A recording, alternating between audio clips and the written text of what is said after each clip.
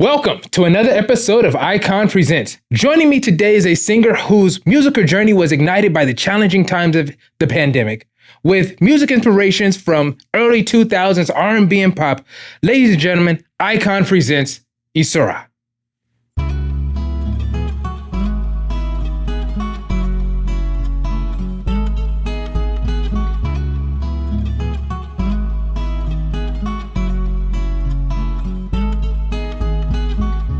La noto en su mirar, se siente tan familiar. Mis labios tatuados no existen en las manos del que me desviste. Él me prometió el mundo, pero aquí no sale el sol. Que me besó la piel, la piel. Pray for me, let me go, so I can be back in your arms. Everyone knows it should be him, left in the dark. Es fácil estar aquí, no me ahí está yo. Entonces, ¿por qué tanto duele no tenerte? No encuentro en mí lo que yo te di. Tu amor es fantasma, atormentándome, pero yo buscándote. Es que queremos paz. Me regala flores, cenas y vacaciones. Todo en nos lo que quiero. Lo que quiero es en él encontrarte.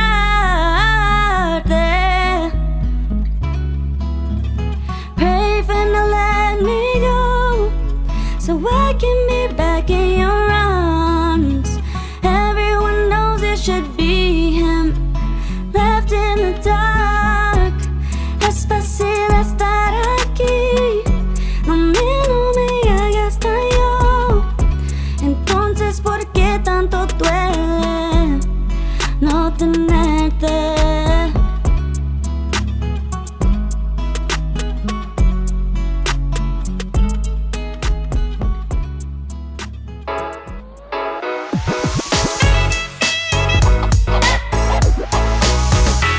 Welcome, Isaura. How you doing? Good, how are you? I'm doing pretty good. Well, thank you for that performance. Now, since I didn't understand it, explain it to the audience. Yes, of course. So basically the song is kind of, if you've ever heard of Glimpse of Us, it's kind of a similar theme. Is in like, you're with a partner and maybe you're not 100% completely emotionally involved with them. And you still kind of have feelings for a previous partner, an ex or something. So it's kind of like a song where you're kind of yearning for that old partner. I got you. And you kind of see like him or her and the person you're with now. Gotcha. But you still really want to double back. I got you. Sounds a bit toxic, but I get you. It's a little toxic, yeah.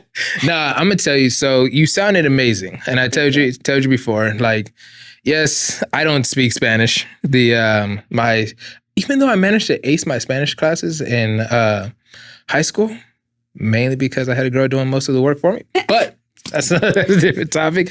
But like I would say, that's one of the beautiful things about music is how like you have a connection and everything. You can enjoy things even without having a full understanding and everything like that of it. So that song, so you just finished that song recently, right? Yeah. So me and my producer, Manny Fresco, we both worked on that song together because we've been working really hard on a project that I'm going to eventually drop later this summer. But it was a Spanish project only, and I'm not 100% fluent in Spanish, so I really wanted to work on a project that kind of challenged me and put me outside of my comfort zone. I got you. I also wanted to make like a fun project for the summer. Nice. It's more Latin inspired, so just a little bit more dancey and more upbeat compared to like my normal. Gotcha. So tell me about this project that you're working on. What is it? It's mostly like Spanish, like it's a little bit of Spanglish, but I really wanted to just kind of connect with being Hispanic. I'm Mexican, but I'm also biracial. Okay. So like there's always times where I've felt a little bit disconnected because I'm mixed and I wanted to like get more into my culture and just, I have a lot of family in Mexico that I want to be able to enjoy my music I too. got you. So it's kind of like a love letter to your Hispanic side. I wouldn't say love letter because it's a more like a fun, promiscuous, like confident, like I'm on my toxic girl shit, like behavior. I got you. Okay. Not a love letter, but just for like my primas in Mexico to like go party or something too. I got you. So, different energy than I was coming at it with. Exactly. I got it. I got you. So tell me a little bit about your musical journey.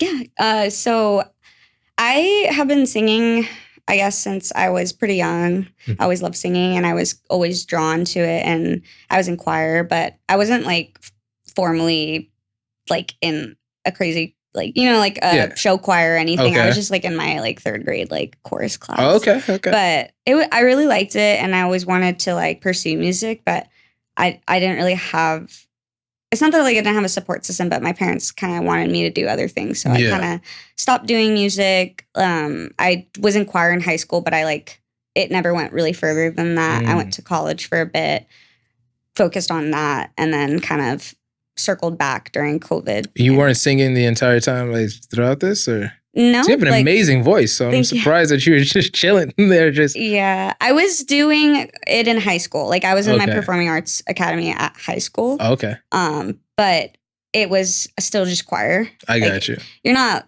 I feel like being in choir is different than being an artist. Obviously, like I feel like in choir you're taught to just like blend in and sound good. There's no stand out. You don't stand out. Right? You don't songwrite. You don't deviate from the melodies that you're supposed to do. Nothing fancy.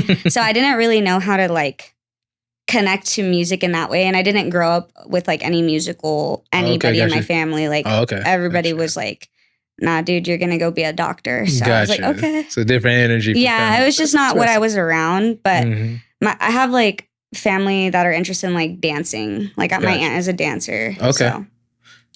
So how does your family feel about you pursuing music now? They're really supportive now. Now that I've like, I think what I really, for me in my situation, I needed to like, go to school first, get my degree. Gotcha. And then when I'm established on my own, I could pursue music. And that's kind of what I did. Okay. And so since I did it that way, I think they were more supportive than if I would have just started off with music and never had. Yeah, I think like if I was like just graduated high school and I was like, bye guys, I'm not going to go to college. I'm going to go to LA and pursue music. I think they would have been more stressed out. I got you. So. But at least they feel like you have a safety net if exactly. reason. That's most of the time, which you can respect with family. You know, they want the best for you and all that kind of stuff. They put in all the work and they're like, we have such a good visions and dreams for you. Come on. I get it. I respect it. So tell me a little bit about, you said you started music when you were like, or introducing it at a very young age. Yeah. Didn't go through with it for most of the time. And then you decided to jump back into it. Yeah. What was that moment like for you? Like jumping back into music? What was the challenges that you saw coming back after being gone for so long? I'll put it that way. It was scary because I've always been really like nervous about what people thought about me. That's why I never put myself out there much. Okay. And so where do you think that comes from? I just got a lot of anxiety. I got you. I just had an artist on the song or on the podcast, Shay Gibbons, with a song called Anxiety. You should take a listen to it. I should. Yeah. I write a lot about that too. So. Yeah. But everybody has anxiety. It's bad sometimes. But I try to like push myself to overcome the anxiety and not let it like not do things because there's been times obviously where I didn't pursue music because I was too scared of what people thought and I didn't think I was good enough and I was always really insecure about not being like vocally trained properly because I only really learned stuff in choir and they teach you very like minor things like breathing but it helps like there's definitely foundation stuff but I wish I would have grown up like falling in love with instruments and music and just singing because like I feel like for me it's kind of I struggle sometimes with like runs a lot and I really want to get like better at runs but in choir you don't do runs. So how do you build on that now? I just practice a lot and I guess like going back into it from when I was not doing it I definitely realized how much vocally I needed to like catch back up because it's like a muscle you don't work out for a year or two, you're going to lose all your muscle. 100%. But you have to like get back into it, but you still have the muscle memory. It just takes practice. Okay. So I always ask this question to every guest that I have on the show. Creatives, doesn't matter what industry you're in. When you're going through and you're pursuing, I guess, creative endeavors, and, you know, those come with its own challenges, but you go on this journey. Now, I'll ask you this. What would you say would be like a standout high point in your musical journey? And then I'm going to ask you the opposing it afterwards. But tell me a little bit. I guess I feel like I haven't reached that yet. I guess for my highest point, I hope to be higher than where I've been thus far. But I guess up until now, there's the Music Box, the venue in San Diego. Okay. It's a big venue. Yeah. Like it's pretty solid, established. So yeah. I got the opportunity to perform there once, and that's awesome. I thought it was like the coolest thing. I felt like a little pop star living my best life. Yeah. And it was awesome. And it really like motivated me to continue going forward. And I felt like I did a good job when I performed, and I had really good like reception, and like the feedback is always pretty good. So it just kind of keeps motivating me, because sometimes I doubt myself, you know. I'm kind of like, I get it. should I continue doing music? I think every artist probably every day is like, fuck, why am I doing this? But like you love music so much that you want to keep doing it. I got you. And that goes right into the next question that I was going to ask you, which was going through this, you know, creative field. Do you ever have those moments of doubt? And what would you say would have been like the low point for you in your musical journey? I think I actually have one specific moment where I wrote a song. It was called Nurture. And the way that song even started was, I guess the way I even got into music in general was like, it was not from my own. I didn't want to do it. It was like people were kind of, you should do it, you know? Yeah. And an opportunity just came out of nowhere. Like a producer hit my car. We ended up he ended up giving me like a free studio session for the first time in my life. And I'd never gone to the studio before. Okay. And then I realized like it was pretty cool. And then he was kind of giving me like a discount. So I was like, okay, I'll just like finish the song that I've been working on. And then I finished it. And then it was just like, that's how it started. Yeah. So I kind of, after that, I was like, I want to find a different like producer, engineer, whatever.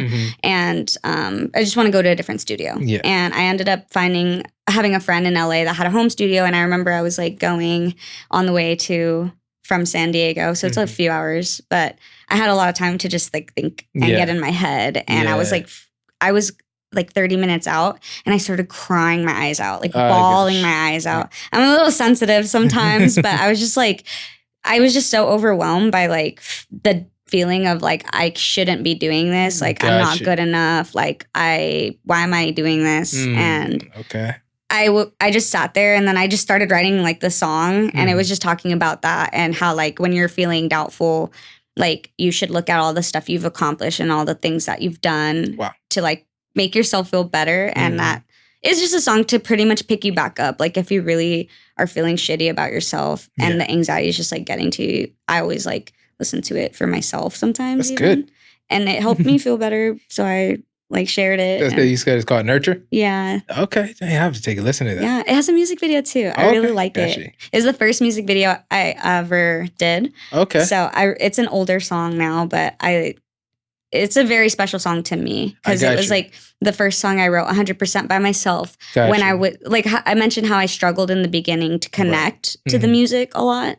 And that was a song that was truly like from emotion. Yeah. And I wrote it by myself, and I was just really proud of that moment. Even though it was a low point in my life, I still look at it as like a positive, you know? That's good. Yeah. You know, it's a funny thing how the struggles and everything that we go through in life, you know, we walk away with so many lessons. Like my dad always taught me, he was like, as long as you keep going, you'll never fail. You'll just get more lessons. Exactly, you know? It's but the goal is to keep going. Exactly. Because once you get to the point and you say, you know what, I give up, then that's the failure part of it. Yeah. And it's like, nah, but you kept going. Did you go to that session? Did you make it to the session? Yeah, and we recorded the song, and the producer liked it, and It was good. I was very like happy I went through with it. And every time though, when I was getting in studio in the beginning, I was that nervous, like to the point where I wanted to cry. I didn't cry every time. It was just that one time. But yeah, I don't know why I was, maybe I was gonna like, I get it. In my feelings that day. I don't know. Sometimes you can find yourself in situations you're like, what am I doing? What have I got myself into? Should I just bail out right now? Like what it is, especially like you performed at the Music Box, right? So you're familiar with walking on stage and you see the crowd. Yeah. And you're like, shoot, man, this is about to be. But it's like, but then you jump into it and that energy starts to feed off of each other. Yeah. And it takes it to a whole nother level. And it's like, man, there's nothing better than that. Yeah, I could not agree. So, right. So tell me, so you told me about your highest point, you told me about your lowest point in your journey so far. When you're looking at your next milestone that you want to get to, what does that look like for you? I think right now I'm kind of just focusing on, I think the stuff that every independent artist is like getting your streams up, getting your follower counts up, getting more exposure, having labels be interested, not because I want to sign, but it's always a good thing to have a label looking at your music and stuff. I want to really get into more songwriting for other artists. Okay. So that's something I'm working on right now. I'm trying to kind of get more into that. Because I really enjoy songwriting. And sometimes I make songs that I'm just like, this isn't a good song for me. Right. And I think it's a good song. It's just not for my voice or for my genre of my catalog that I'm focusing on. Yeah. So there's just some times where you just have songs sitting, like, why wouldn't you pitch them to somebody? And if they like 100%. it, they like it. Right? 100%. Everything is not for everybody. Exactly. And so, but sometimes you can tell a story that somebody else will really resonate with. Yeah. And be like, cool. It's a great thing that you were the instrument that was able to be used to bring that out. And that's what I love about collaboration when it comes to music, is how people can kind of, whether it be you're writing a song or you're playing the instruments and all that kind of stuff. Like I play bass as well. And so like when I'm playing with my guys and we're sitting there and you'll have the drummer and the bass player, they're connected. And so I heard the drummer play something and I'm like, oh shoot, I can do this. And then like filling in the spaces and all that kind of stuff there. It's one of the beautiful things about music. I love it. I absolutely love it. So your bio, I'll put it this way, says that you're influenced by early 2000s R&B and pop. Give me some of those songs that kind of resonated with you. Yeah, of course. Definitely Mariah Carey. Okay. I know she's not early 2000s necessarily, but close enough. She's basically like my idol, I think. Okay. At least now the question, can you hit that note? Not a whistle tone. I'm working on it. Okay.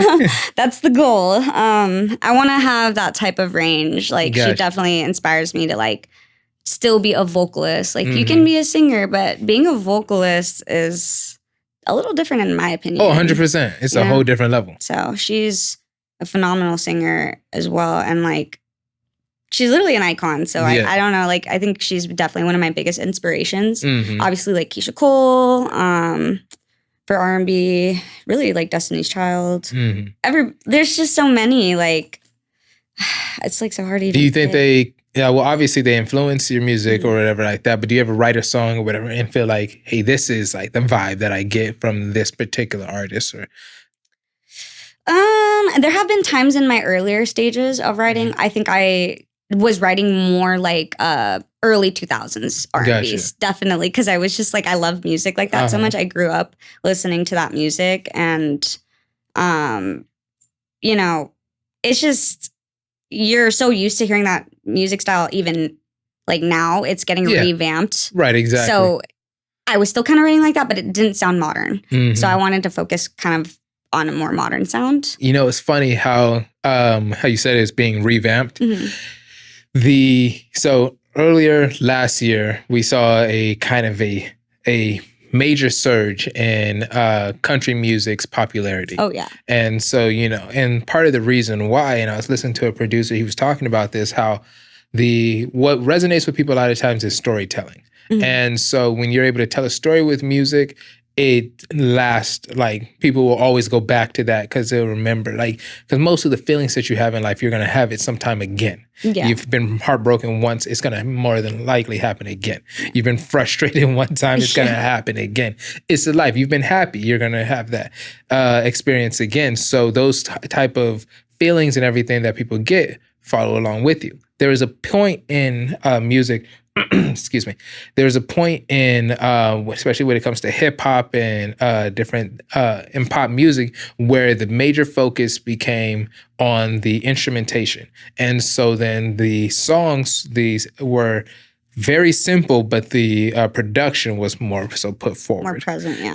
Exactly, and so and that's where we started to get. At a certain point, we're going to accept it, and then we're going to burn out of that and want to go back to the older way of the storytelling and all that stuff. Mm-hmm. And when I think of early 2000s pop and R&B and stuff like that, those songs told stories, and they resonated with people all the time. And it was funny to me how like I'll listen to something like me growing up. It didn't matter what genre of music you were listening to. The vibes and the feelings were very much the same and similar to them. Do you think that, like, how do you take the blend of, okay, you want to have something that sounds modern. You're doing a lot with your music. You're blending your Hispanic culture and everything into the music. And then you're also adding in, that early 2000s vibe, but then also adding in the modern feel for that. Mm-hmm. How do you and your producer approach that when you're writing? Yeah. So for me, I mean, I don't have it 100% locked down, right? I got you. Still developing my sound, but as of right now, and it's been a process. Like I generally like write most of my songs. I'll have my producer, if they want to participate, they're more than welcome to. I'm always open to have people collaborating ideas because it just makes a better product, in my opinion. And I mean, look at all the great artists. They all have like 7 songwriters. So exactly. Like, it's not just one person making 100%. That. But if you want to be on that level, you also have to be open-minded 100%. To other people helping you get there. Mm-hmm. So, I mean, don't get me wrong. I like obviously still write my songs, but I'm open to help if you heard it. You heard it here first. She has a ghostwriter. That's it. Yeah. But so I just basically I try to write. I guess like it just depends. I used to write lyrics first. Mm-hmm. Sometimes I struggled a lot though with getting a really catchy sound doing that. So I kind of went from trying that to just doing more melodies and then filling in with words, going off of like what comes to my mind in the first moment that I like lock in on the sound and go with that and then go with that theme. And then instead of being so like obvious and blunt, like I want to try to make it a little bit like more figurative, like more metaphorical, like more poetic. Yeah. I want to be a songwriter at the end of the day. So I want it to be catchy, but I also want it to not be cliche and basic.